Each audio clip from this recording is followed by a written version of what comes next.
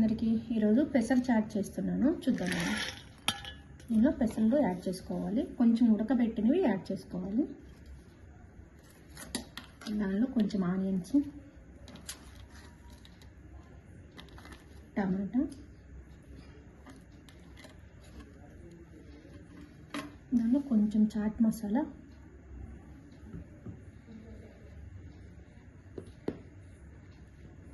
కొంచెం కారం,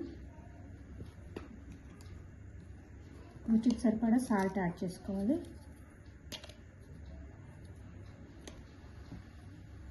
తర్వాత దీనిలో కొంచెం నిమ్మకాయ యాడ్ చేయాలి.